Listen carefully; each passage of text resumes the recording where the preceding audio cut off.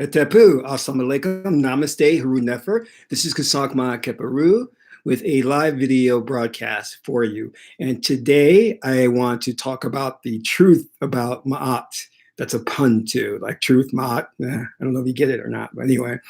But before I go into that, I want you to hit the like button at the bottom there. Subscribe to my channel if it's your first time watching. Welcome. And share this video with family and friends so we can get this revolution started and get this message out there. And also consider becoming a Patreon supporter. You can do so for as little as $1 or $5 per month. We have all kinds of nice stuff on Patreon, such as instructional videos on how to be a diviner, oracles, rituals, and a lot of good stuff that deals with the esoteric knowledge and all of that. Also, I have free ebooks, and they're in the description box. You can click on those and download those ebooks and get started right away. So I want to talk about the subject matter today, which is a very important one. I'm doing this impromptu live video because I said I need to talk about my mother, Maat. Like me and her, we don't talk a lot. See, I'm closer to my aunt, Heteru, because she deals with everything in the entertainment industry. She deals with joy. She also deals with the illusion of Hollywood. So I love that. But, and she's very sweet and harmonious. Whereas Maat can be a little bit of a colder energy, you know what I mean? But she still loves you.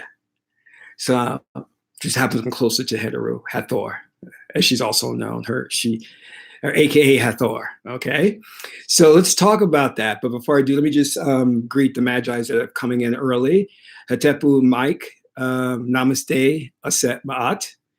Glad that you are here. All right, all right. So, years ago, I remember before I got into Kemetic culture and the priesthood and all that, I was studying on my own.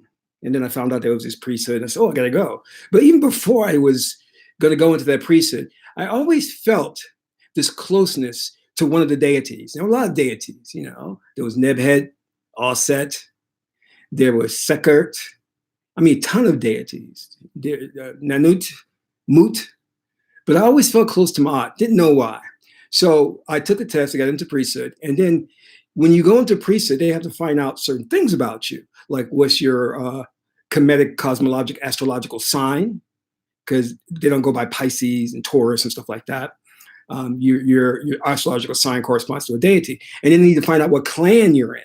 Because the clan you're in, you have to get with that group that's in the priesthood because you share the same clan, meaning you share the same innate traits. So they have to do all these tests on you. So I remember the priest running back to me with the results of my tests. And this took I think about 2 weeks for him to do it all. And he was like, brother, there's something weird going on, but I got your results. I said, well, okay, what is it? He says, well, your sun sign is Ma'at, your moon sign is Ma'at, your destiny is Ma'at, and your clan is Ma'at. And he says, I've never seen anything like that. I'm like, and I kind of intuitively knew what that meant. I was like, oh shit. Which told me that I was gonna get my ass kicked in this lifetime if I didn't live truth. See, these things are make or break situations. Let me give you an example. I could, let's just say, for example, hypothetical example, I could walk into a store and pick up a lollipop and start munching on it, right?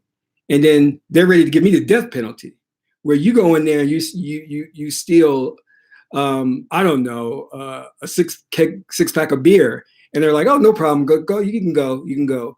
But for my destiny, my incarnation objective, a little infraction would be very hard on me because the standard is high for me because I have to live Ma'at. Where there's somebody whose destiny and astrological charts have nothing to do with Ma'at. They may have Djehuty, they may have Ptah. So they can get away with certain things. But for me, boom, one little thing, it's all over for me. You know what I mean? And you'll see this in life, how certain people get a pass all the time. You can see how Donald Trump can go and say the most outrageous things and sleep with all these different women and still become president, while another person gets impeached. And that goes according to your destiny, what's in your destiny.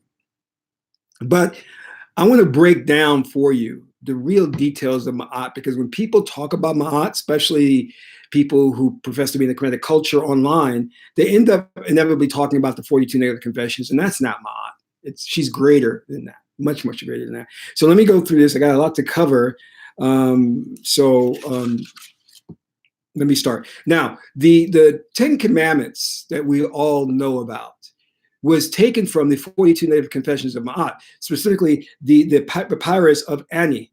Now, when you go before judgment, it was said the Kemetic culture, they believe that when you die, you go before the scales of Ma'at, because Ma'at, if you were to see her, she holds scales.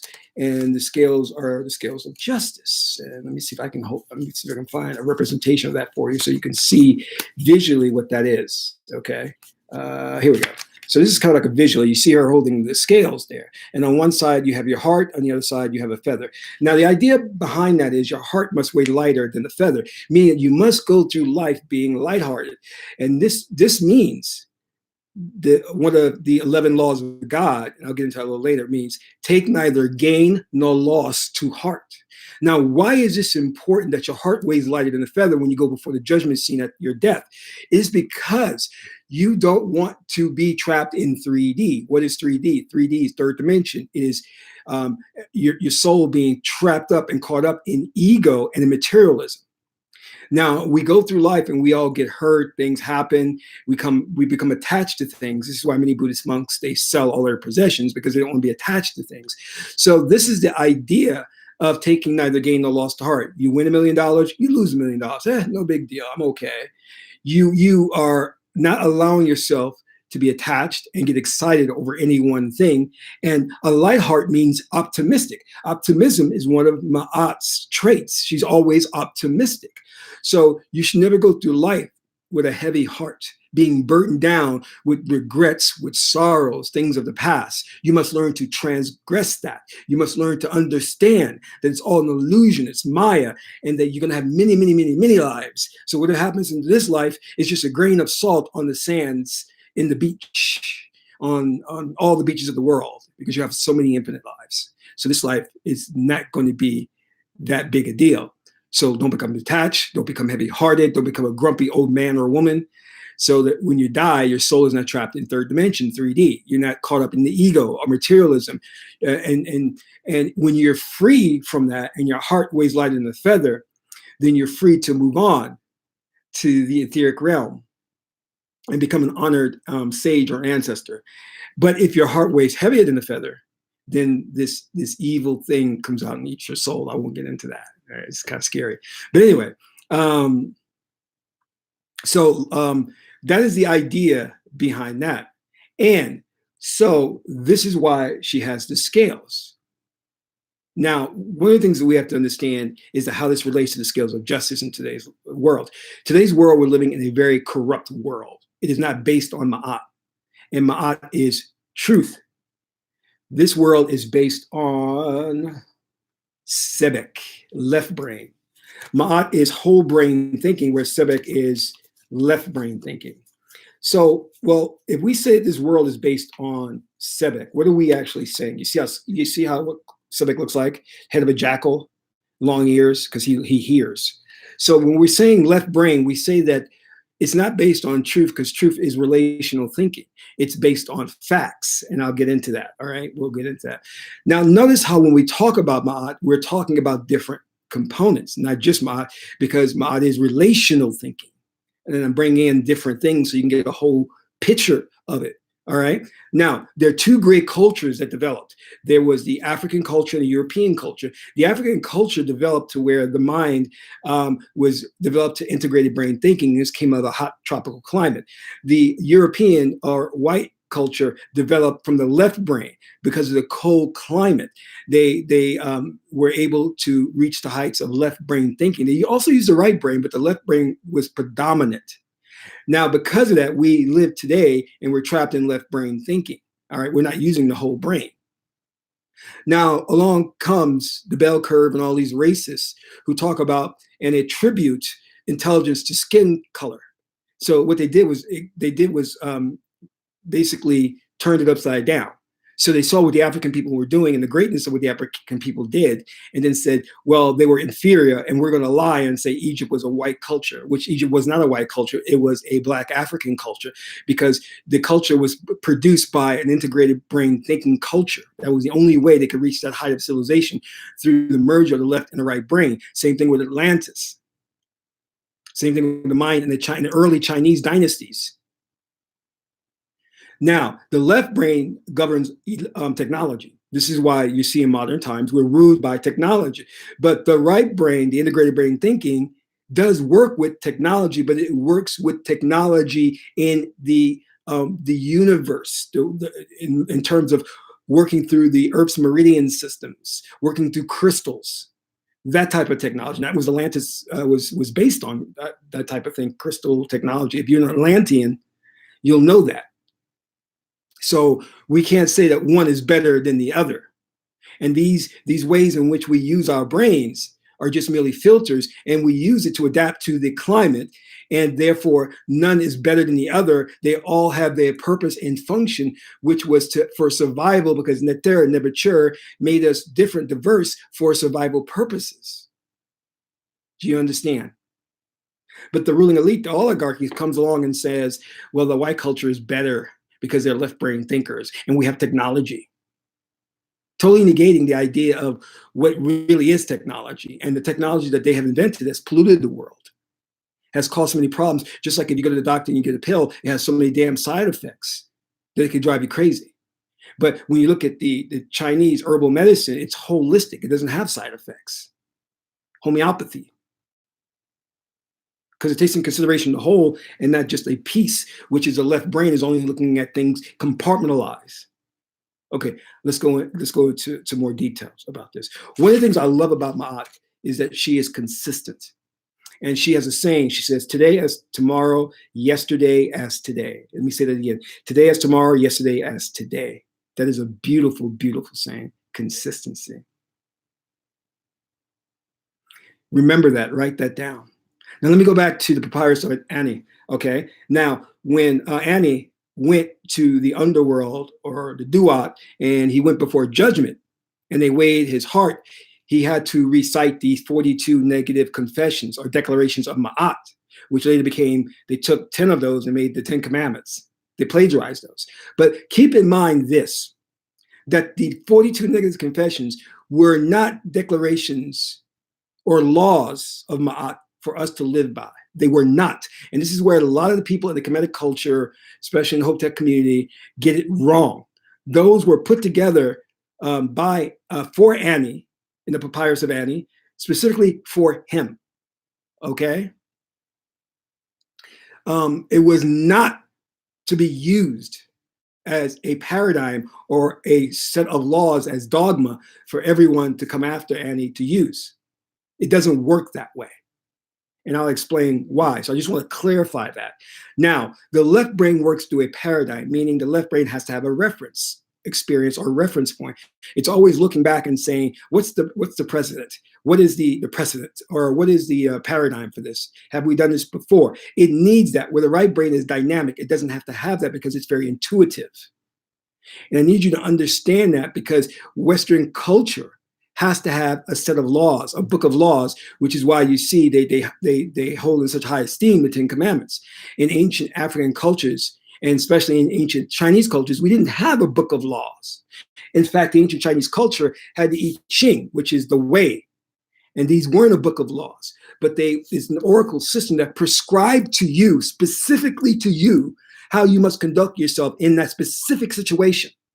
And we know that the 10 Commandments are antiquated, that when you read them, they cannot apply to everyone in every situation. It says, thou shalt not kill. Well, you should kill to defend yourself and defend your family or defend your country. So those are flawed, which is why you see the Christians of today talk about you must accept Jesus. But what about the people in Africa who are born in Central Africa who don't know Jesus? So you're saying they're going to go to hell? Because the Christian mind can't think beyond left brain thinking and the paradigm. Do you understand? And they make excuses for things.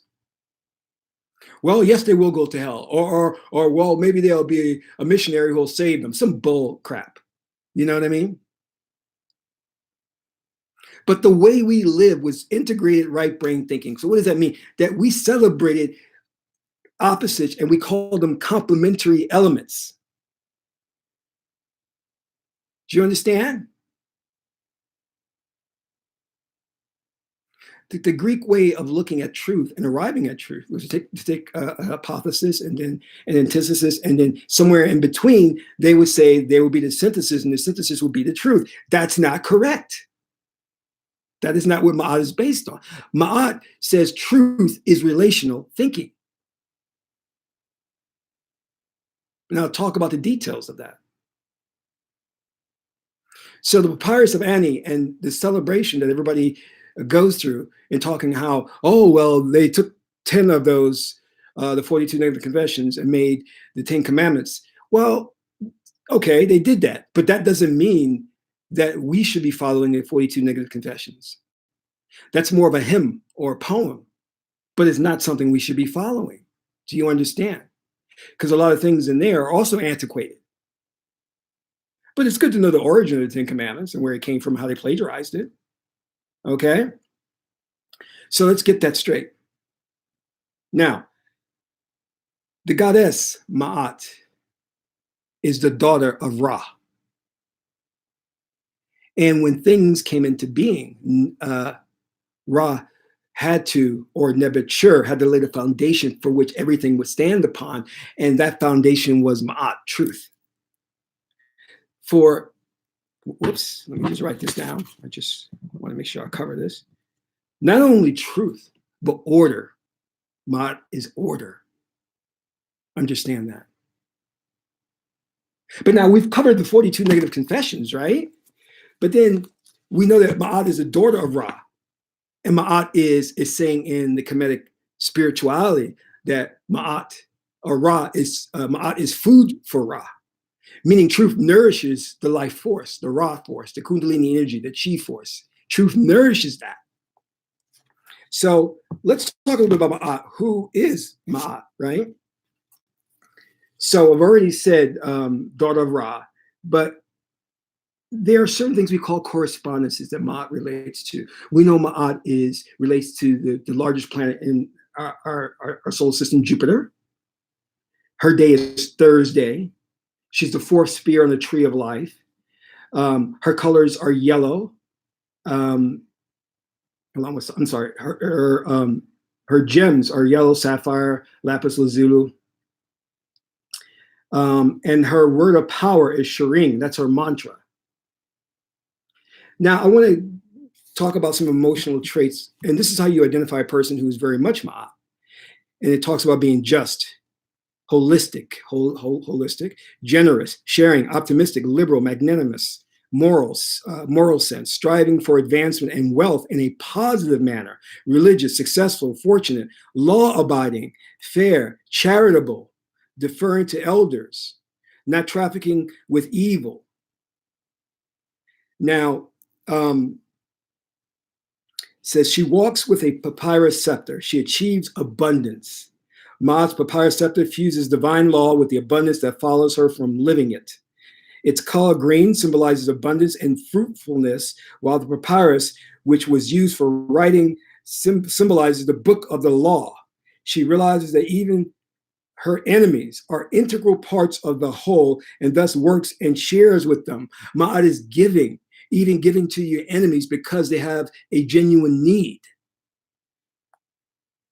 There are no irreconcilable opposites in the world, meaning all things complement the whole. They complement you. There's no enemies. This is the source of the undaunted optimism, faith, and inner joy, which reveals themselves in a peaceful, genuine smile and relaxed, hetep state of being. Maat is always optimistic, always peaceful, always joyful, because she lives truth. She is truth. What else is she? She's truth, she's balance, she's reciprocity, she's love, she's abundance, and she's order. Okay? Balance. We live in a society that is not balanced. A select group, 1%, hoards the majority of the wealth on the planet. We have a ruling elite that takes resources away from one group, gives it to another, and laughs at both how both groups go to war over each other from the lack of resources. They stage these things. And we know there's plenty of resources on this planet, but they control these resources, giving to one and not giving to another. Then sometimes they'll flip the script just to see how they fight and keep things going and create these factional groups. Maat is reciprocity. Maat is love. Let's talk about that. It's a love giving, seeking nothing in return. It's an unrequited love. Maat is God's love. And her love can be a type of cold energy. And a lot of people are going, hey, wow, that Maat is a very cold energy. Because I remember when I was in priesthood, people were saying, hey, you know what, you're kind of a cold person. And I'm like, well, I got that from my mother, Maat, you know what I mean? But it's not cold. Don't look at it as cold in a very negative way, you know what I mean? It's just how you are, you know what I mean? So it's God's love is Maat. And that's a deep love. It's a type of love when two people come together, they come together out of a spiritual goal. And they stay together to achieve that spiritual goal. And that goal is not based on looks.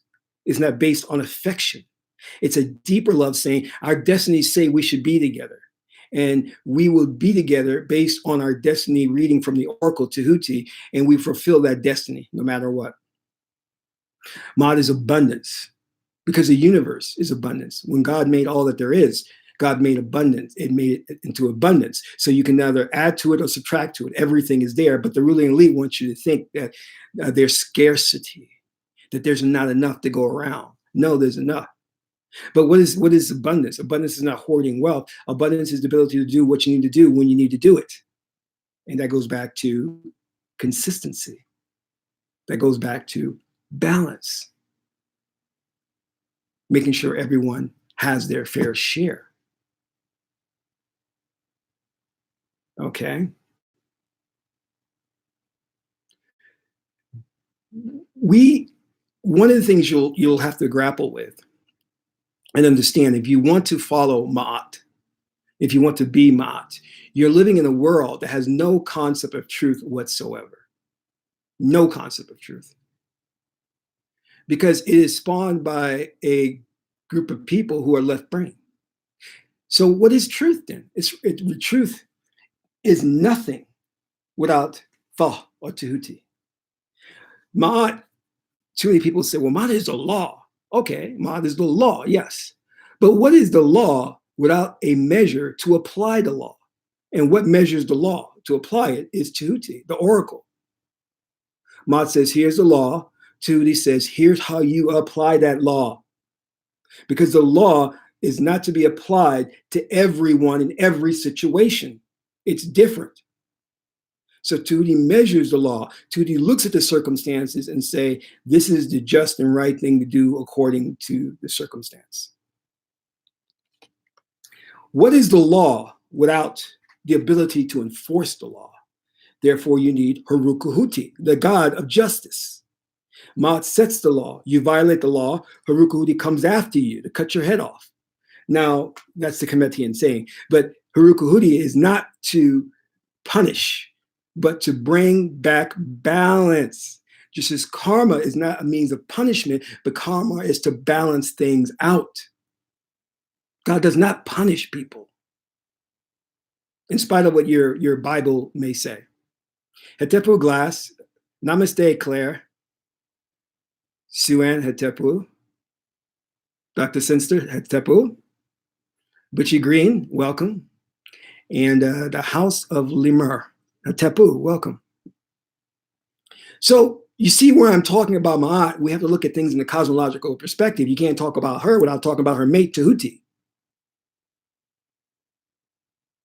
And you can't talk about Maat without talking about Djehuty, the means to enforce the law. And then when you talk about Maat, you have to talk about Sebek. You talk about whole brain thinking, left brain thinking. You're dealing with facts here. You're dealing with truth here. Let's examine this. I walk into a room. I see a woman face down with a gunshot wound in her back, a guy standing over her holding a gun. Our modern society says, okay, according to the preponderance of the evidence by a jury with no reasonable doubt or whatever, he shot the woman. Maat says, no, because what you're doing is you're observing facts. Facts are he's holding a gun. Facts are she has a gunshot wound in her back. But what is the truth? Did he actually shoot her? You don't know that. Which is why in our society, in ancient Kemetic society, the judicial system was governed by the oracles. And that slick lawyers that could change laws and sway a jury by emotionalism, and a judge who was caught up in emotionalism.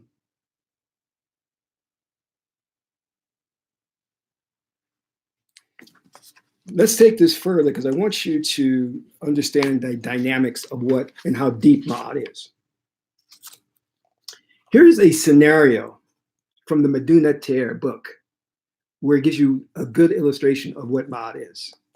If I were a newly arrived being from another planet and were to say to you that I observed people in New York for 3 months and therefore concluded that light clothing is their mode of dress, you would correct me by pointing out that although my thinking was logically correct, Sebek, my conclusions were not true.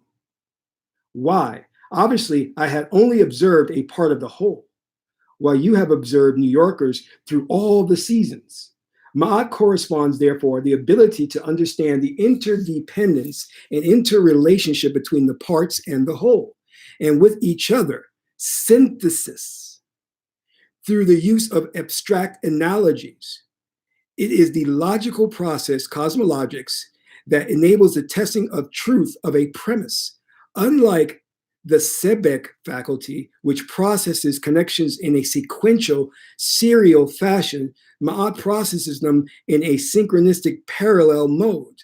While we can only see how things follow each other at the Sebek level, here we can also see how they work simultaneously to carry out the central theme. Through it, we can find our way in and out of the forest, not through specific signposts marking certain trees, landmarks, etc., as with Sebek, but through the ability to orient ourselves through the cardinal points, literally or symbolically. If you were lacking the knowledge of the cosmograms, Mandela's Tree of Life, symbol, blueprints, or the ability to synthesize, you must seek counsel from people who meet the criteria. So Maat is synthesis. Sebek is segregative thinking,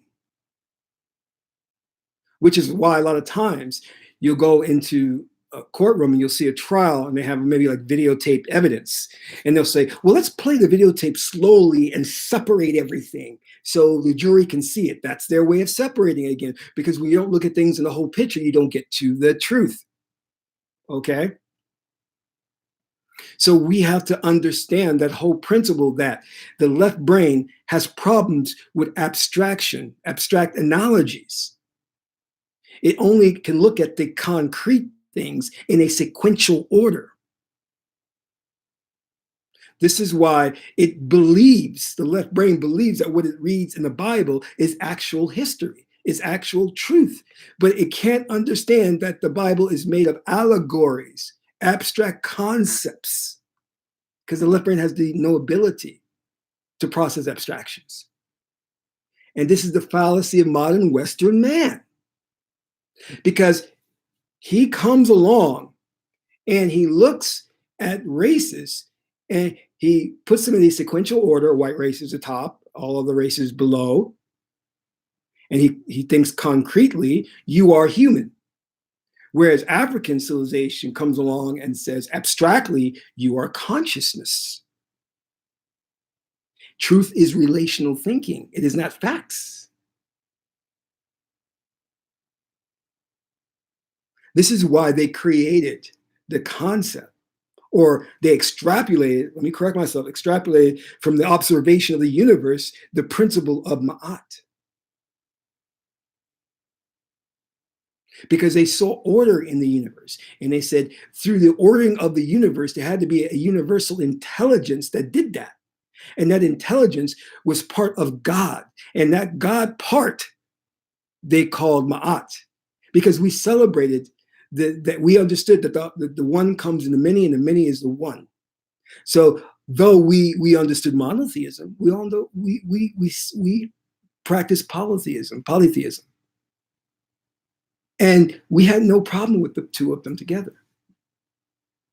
This is why you will constantly see in Greek culture and in modern Western culture that we become paralyzed, not able to solve differences, create these racial tensions, because the individuals that create this society are sick, trapped in left brain thinking.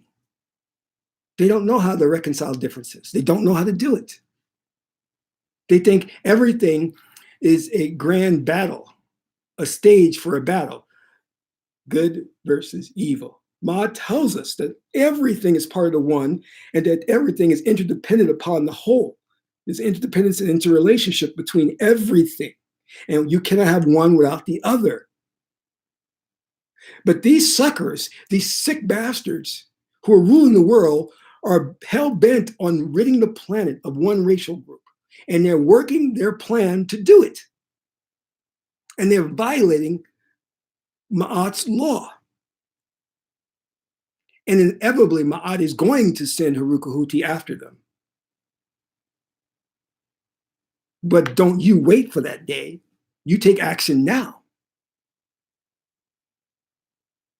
Now, some say, well, what can I get more information on Ma'at? And there's a wealth of information out there on her. There's some books that I've researched, and some of them are not really that great. You know, this is by Kurenge. You know, you can check this one out. It's another one which is not that great as well, but you can check that out. But the real book that I advise you, and it's not that really thick of a book, is Maat, The 11 Laws of God. So this is by Ra'u Nefa Amen. You should get this book, and it takes you through all of Ma'at's laws, and it really explains a lot about Ma'at, more than I could go into today. So, my beloved, that is just a brief overview of Ma'at. I haven't even gone in real depth to her, you know. And I want you all to take an opportunity, if you can, to donate to this channel if you like this video and you want to see more videos. And I want to send a shout out to Zai. She gave a really large donation, and I want to thank her for doing that. She gave in a Ma'atian way, you know. And on some future videos, I'll get into Ma'ati, the two truths, or the Hall of Ma'at. We can get into that. Lots more to get into about Maat. She's a wonderful deity, my mother, and much praise and love goes to her for creating the universe and creating order, the order in which we live by. Because if there wasn't order, the moon would come crashing to the earth and we would all be dead. So this is Kasak Ma Keperu, son of Maat and Djehuty. My aunt is the beautiful Heteru. Till my next broadcast. I'm in Ra.